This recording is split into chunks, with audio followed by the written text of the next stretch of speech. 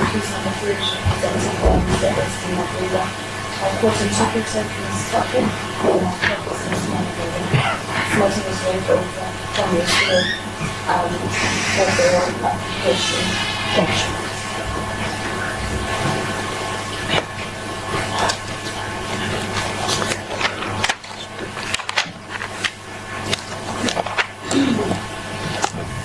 Your Worship, I confirm that I'm appearing on behalf of accused number 1. Thank you, sir. And your instructing attorney is present from yesterday and today, am I right? He's not present today. He's not present today. It's not. It's fine. Your Worship, I confirm appearance for applicant number 2. Thank you, sir. Good morning, Your Worship. I do confirm my appearance for number 3. Thank you.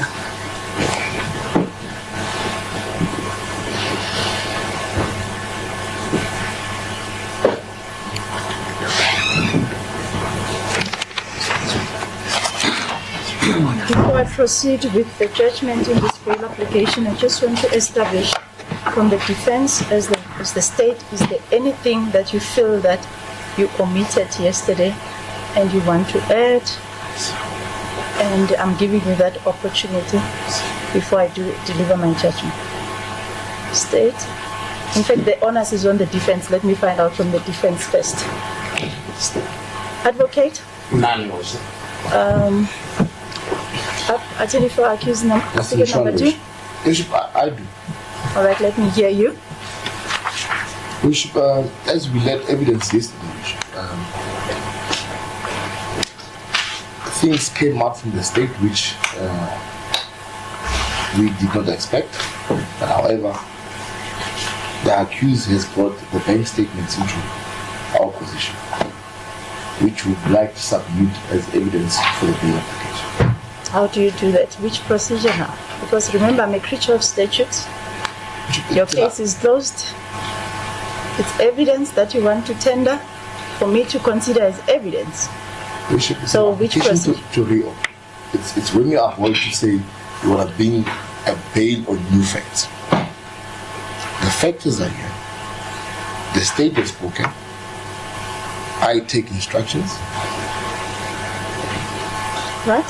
And given what has transpired, But where does the onus rest? The On onus- us. Yes, On- it rested on us, with you. yes. So the state was rebutting what the defense was bringing. So basically, the statements were not even presented by the state during their evidence. There's no statement that was presented by the state during evidence tendered. It's only that the funds moved from one account to another account. That is the averment that we have, which is also probably the charge. Bishop, that is the crux of this matter. We've got the bank statements. They are alluding that it's from this company to this company. The bank statements do not state that.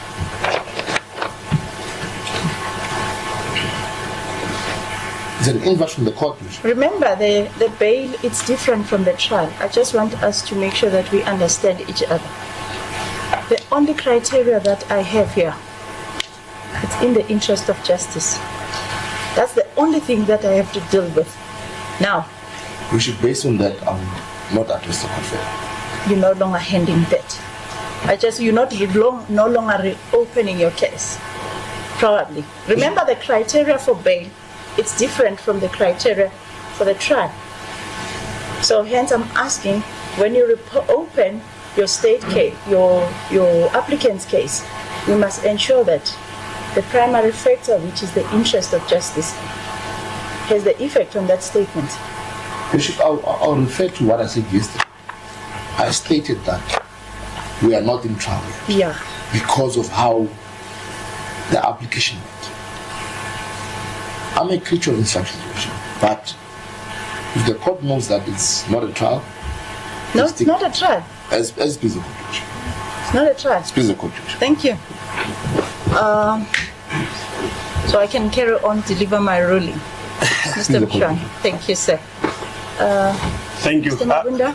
Thank you, Ship. I don't have any submission. Safe to say, Ship, as I was sleeping last night, I was thinking at the manner in which the court has conducted this proceeding so far. I must commend the court. No interference, no shouting and all of that. That's all I can say to the court. As court is. Thank you. State. Thank you. All right, let's be ready for the ruling. Gentlemen, I request you to stand for as long as I deliver the judgment in this bail application. The three applicants are standing before this court on an application for Schedule 5 bail. The state and the defense agreed that the bail application falls under the provisions of Schedule 5. The ruling was made by this court to that effect due to the nature of the offences levelled against the applicants. In dealing with this bail application, the court is guided by the provisions of Section 60.11b of the Criminal Procedure Act 51 of 1977 as amended. Section 60.11b provides that in Schedule 5, but not in Schedule 6, the court shall order that the accused be detained in custody until he or she is dealt with in accordance with the law, unless the accused, having been given a reasonable opportunity to do so, adduces evidence which satisfies the court that the interest of justice permits his or her release.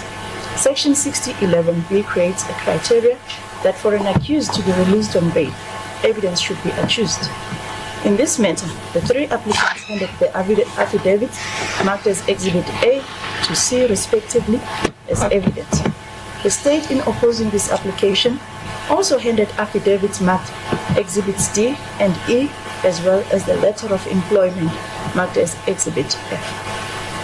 The onus rests on the applicants to prove, on a balance of probabilities, that the interest of justice permits for their release on bail. In determining that it is in the interest of justice that the applicants should be released, the court is guided by the factors listed in Section 60, subsection 4A to E, which stipulates as follows: where there is a likelihood that the accused, if released on bail, will endanger the safety of the public or any particular person, or will commit a Schedule 1 offense, or where there is a likelihood that the accused, if released on bail, will attempt to evade his or her trial, or where there is a likelihood that the accused, if released on bail, will attempt to influence or intimidate witnesses, or to conceal or destroy evidence, or where there is a likelihood that the accused, if released on bail, will undermine or jeopardize the objectives or the proper functioning of the criminal justice system, including the bail system, or where, in exceptional circumstances, there is a likelihood that the release of the accused will disturb the public order or scrutiny. Based on the evidence tendered, applicant number 1 is 32 years old with one child. He was employed by Network Limited as a specialist recruiter for young talents, earning a salary of 68,471 per month. His employment contract will expire on the 30th of April 2024 and was placed under suspension on the 6th of April 2024. He owns 2 immovable properties totaling to the value of 14,500,000. He possesses a degree and a master's degree obtained from the University of Pretoria. He prayed for bail in the amount of 25,000. The state alleged that the first applicant is linked to this matter because he was employed by KPMG as a bursary specialist and was responsible for allocating bursary funds to the deserving students. Instead of ensuring that he pays the money to the students, he channeled the funds to his bank account and other people known to him, amounting to 16 million. Applicant number 2 is 39 years old, married man with one child. Is self-employed, providing management, consulting, and auditing services, earning 45,000 rand per month. His income fluctuates depending on business performance that month. He owns a property at Waterfall Country Estate. His wife earns monthly income of 60,000 per month. In that household, there is a joint income of 105,000 per month. He indicates that he knew applicant number 1 as they endeavored to venture into a coal industry in Mpumalanga. Upon furnishing applicant number 1 with his business details and invoice, he then received various payments totaling to over $1 million into his net bank business account from KPMG, even though he never rendered any services for KPMG. He transferred an amount totaling to 880,000 in odd rents to applicant number 1, recorded as services rendered, and he will use the balance for his personal needs. The account was thereafter inactive. Applicant number 3 is 36 years old, traffic officer, married with 4 children. He was earning an amount of 14,000 per month. He owns a house valued at 800,000, and the wife is unemployed, supports her and the children. He also prayed for an amount of 4,000 rand. The bail, I must mention that applicant number 3 also prayed for a bail to be fixed in an amount of 3,000 rand. Applicant number 3 is also a director of Black and Suppliers Pty Ltd. His company received payments totaling to 657,000 from KPMG without rendering services for them. The same mode of operation of applicant number 2 was used for applicant number 3. In Matebula case, it was stated that the strength of the state case should not displace the central question in any bail application, which is whether or not the interest of justice permits the release or not. In S versus Nkuna, unreported from Gauteng North Pretoria, case number A82 of 2013, it was delivered on the 22nd of February 2013, says a court hearing a bail application should ensure that the strength of the state case and the probability of the conviction, when considered, does not displace the central issue, namely whether the interest of justice permit release on bail. In the matter of S versus Okase, 1991, Volume 2, South African Criminal Reports, page 805, and cited with approval in Mel and Others versus S, 2018, Volume 1, South African Criminal Reports, 576, J2, the Honorable Court stated that an accused person cannot be kept in detention pending his trial as a form of anticipatory punishment. The presumption in law is that he is innocent until his guilt has been established in a court of law. It is also clear from the evidence tendered that the 3 applicants were not beneficiaries of bursaries. The court has to balance the right of liberty with the interest of justice. There is no evidence that the 3 applicants will endanger the public or any person. KPMG is a big company. There is no evidence there is a likelihood that they will endanger the lives of witnesses. The only issue that the court has observed from the evidence tendered is that there were irregular payments made to their bank accounts. There is no evidence showing that they are flight risk because the passports are already in the possession of the investigating officer. They have immovable properties that are still owed to the banks. There is an element of permanency. There is also no evidence that there is a likelihood that they will influence the witnesses as the investigating officer has obtained some of the statements as per his affidavit, stating that the case can proceed to trial. All 3 applicants appeared before this court on the J50 warrants. The state indicated that they could not be found at their residence. Hence, J50 warrants were issued and executed. The said warrants were cancelled. The address on all the J50 warrants were not the same as addresses provided on their affidavit.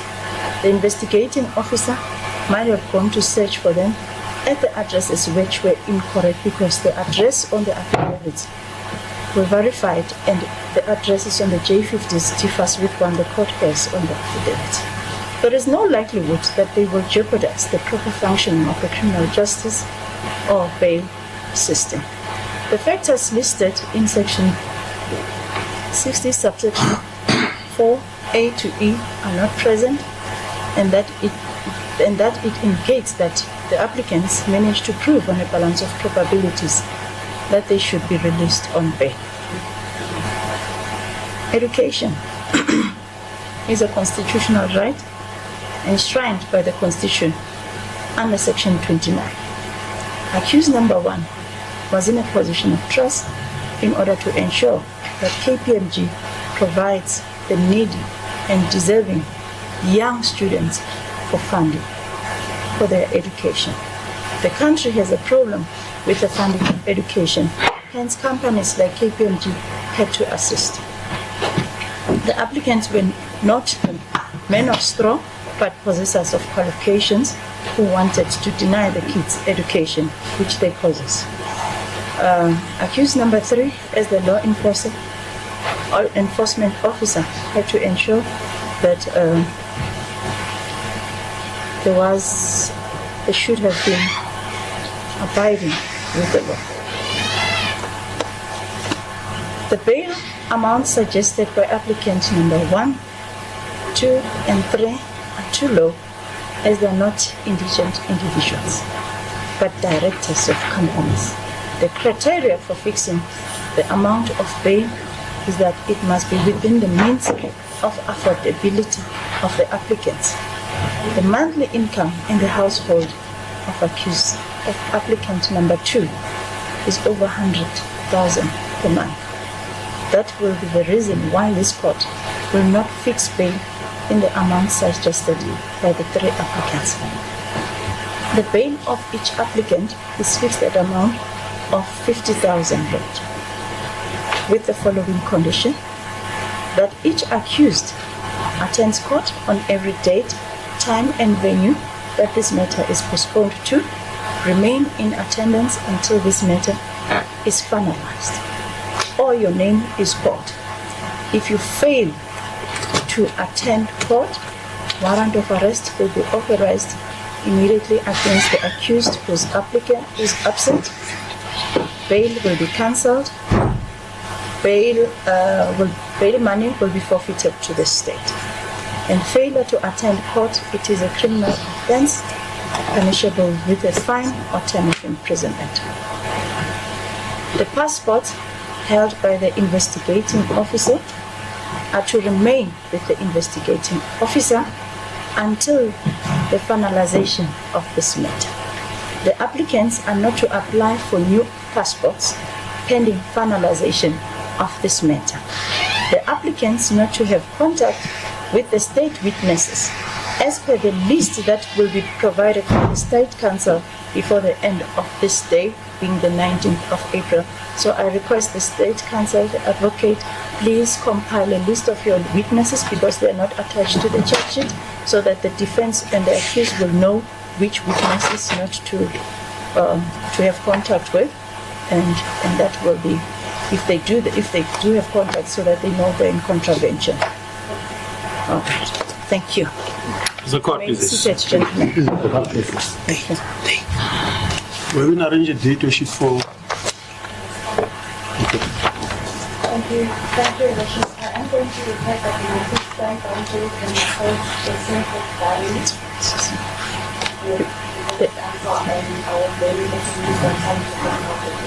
All right. Thank you. All right. I beg to address the court, Worship. If I may be excused with due respect, because I have another matter in a different court, so to accommodate this matter.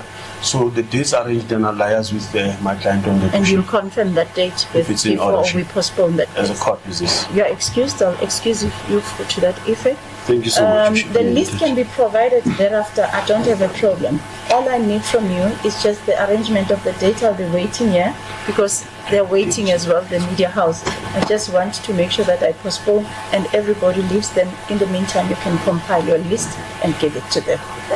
Thank you. Now, I'm not sure if I have another case ready for now. Is there another council or people ready? No, not yet, sorry. All right, thank you.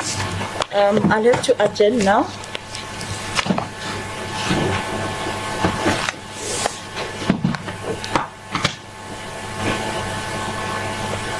All right, thank you. I think the cameras are off now. I'm excusing everyone because you're waiting for me to leave.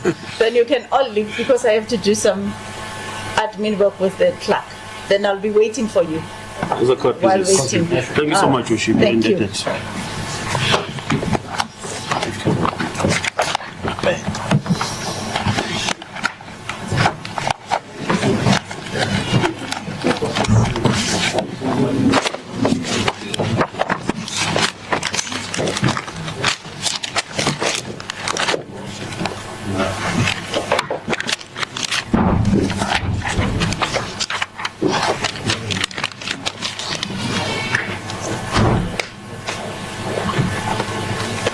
Ninja. Okay. Shamba short. Okay. Where's the 8? Maybe. Oh. How I barang kala bli. That is unfair. Tell him I'm done.